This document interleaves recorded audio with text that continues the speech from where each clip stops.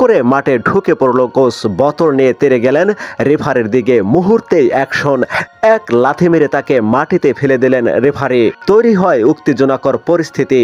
Football match রূপ নেয় রেসলিংয়ে। খেলায় কত ধরনের কাণ্ডই না ঘটে। রেফারির সাথে খেলোয়াড়দের ধাক্কাধাক্কি, কখনো সমর্থকদের কথায় মাঠে সৃষ্টি করে দাঙ্গা। কখনো আবার ক্রিকেট মাঠেও এমন অবস্থা দেখা যায়, যেমনটা করে থাকেন বাংলাদেশের ক্রিকেটার সাকিব আল হাসান। স্ট্যাম্প লাথি মেরে ফেলে দেওয়া, কত কিছুই না করে থাকে। কিন্তু রেফারির সাথে কোচের মারামারি একটু বিচিত্র ব্যাপারে বটে।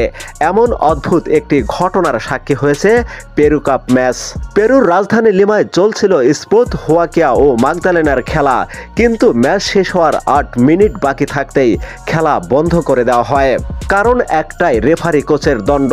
খেলার 82 মিনিট পর্যন্ত স্বাগতিক হোয়াকিয়া ম্যাচে 2-1 গোলে এগিয়ে ছিল। ঠিক তখনই হঠাৎ বোতল নিয়ে মাঠে ঢুকে মাগদালেনার কোচ রেফারির দিকে ছুটে যান, যা দেখে রেফারি আগে ভাগেই অ্যাকশনে যান। তার লাথি খেয়ে মুহূর্তে মাটিতে লুটিয়ে পড়েন ওই কোচ। ওই ঘটনার পরই রেফারিকে বাঁচাতে মাঠে চলে আসে পুলিশ। কিছুক্ষণ সেখানকার পরিস্থিতি উত্তপ্ত ছিল। এক পর্যায়ে ম্যাচটি বাতিল ঘোষণা করা হয়।